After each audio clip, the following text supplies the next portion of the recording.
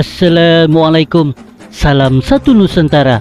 Bersua lagi dalam membongkar kisah sejarah dalam sejarah bangsa kita. Kali ini kami membawakan satu lagi topik menarik, yaitu pahlawan Sarawak Syarif Abu Bakar Masyhur. Mari sama-sama kita saksikan apakah kisah sejarah bangsa kita untuk kali ini.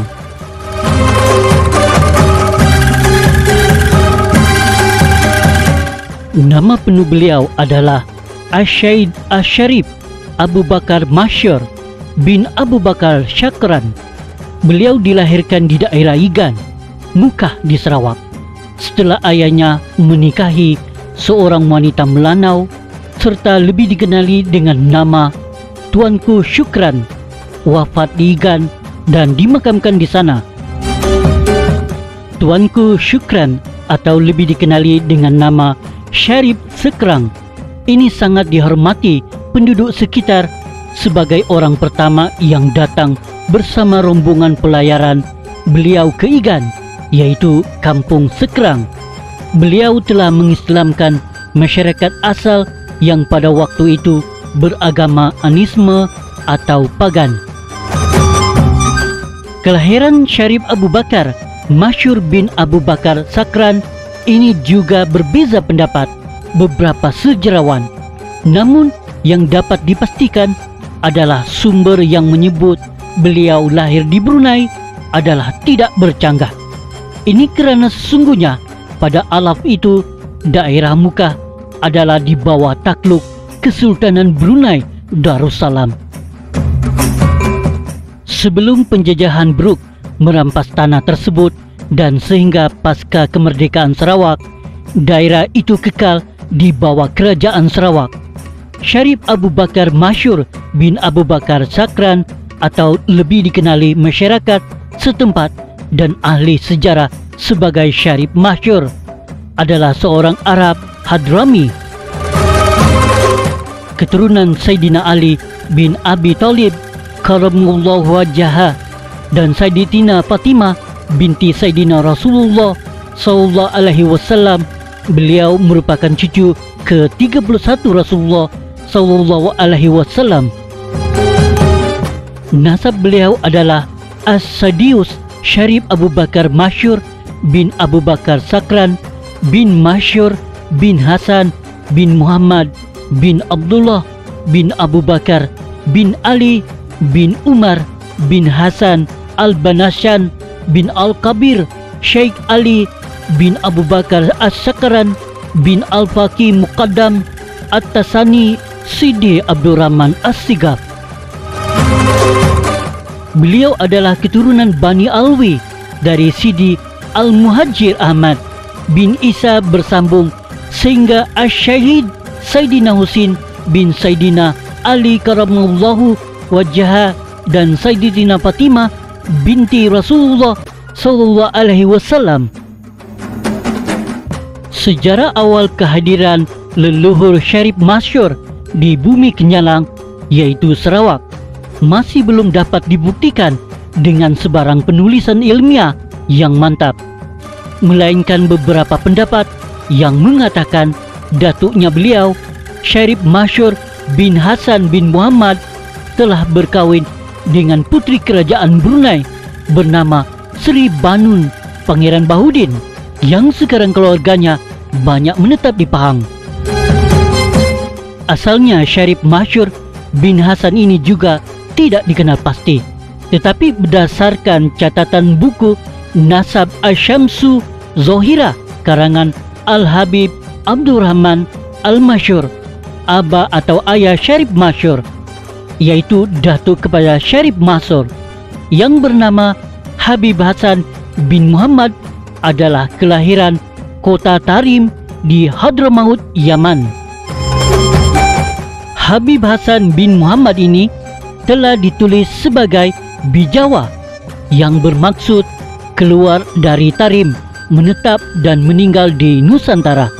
Menurut catatan lama tulisan tangan Syarif Masyhur, nasionalis Sarawak, beliau dilahirkan pada tahun Hijriah 1242 pada 7 Ramadan. Catatan beliau menyebut hijrah Nabi Muhammad SAW 1242 tahun kepada tahun di awal kepada 7 hari bulan Ramadan kepada malam Arba'ah yaitu Rabu kepada waktu awal Isya pada saat misteri, maka diperanakan Syarif Abu Bakar Masyur bin Syarif Abu Bakar Sakran bin Asyid Syarif Masyur bin Asyid Syarif Hasan bin Hasan bin Sheikh Al-Kabir Al-Qub Ali nafallahu wa barakatuh wa billahi wa taufiq wa sallallahu ala syedina Muhammad wa ala alihi wa sahbihi wassalam. Begitulah beliau menukil tentang kelahirannya sekitar April tahun 1827 Masehi. Catatan beliau ini masih disimpan rapi oleh keluarga Al-Aidrus yang menetap di bahagian Sibu, Sarawak. Bermulanya sejarah perjuangan Syarif Masyur ini adalah rentetan dari beberapa siri penentangan para syarif yang dilantik oleh Kesultanan Brunei sebagai gubernur atau wakil kerajaan sekaligus pendakwah di beberapa daerah di Sarawak yaitu Brunei pada waktu itu. Kedatangan penjajah James Brooke telah menimbulkan kemarahan para syarif-syarif yang menjadi pembesar daerah bebas terutamanya daerah Sekrang sehingga Saribas. Para pembesar Arab ini dikatakan mendapat sokongan penuh kaum Iban terutamanya di daerah Sekrang, Saribas dan Batang Lupar. Pembaharuan yang cuba diterapkan oleh James Brooke yaitu datang pada tahun 1841 ternyata mengongkong, merugikan, menyebabkan sumber pendapatan terjejas dan lebih utama adalah gerakan Kristianisasi yang sangat pesat dilakukan mengancam akidah umat Islam di Sarawak pada waktu itu.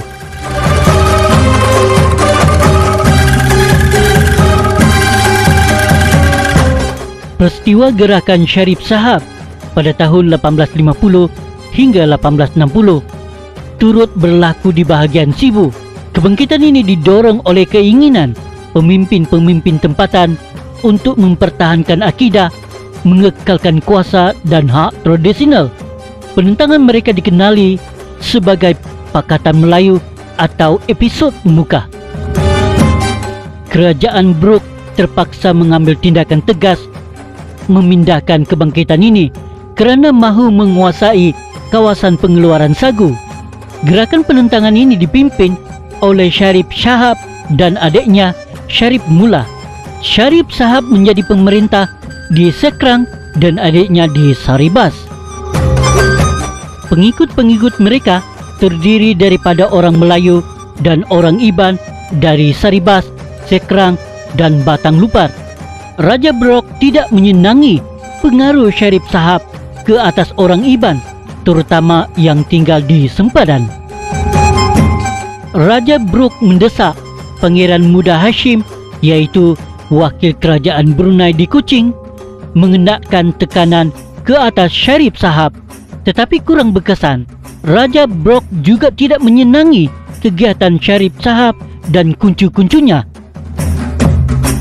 Malah pada tahun 1842, Syarif Sahab merancang menyerang Kuching tetapi dibatalkan kerana perkara ini bocor dan Raja Brooke didapati membuat persediaan yang mencukupi.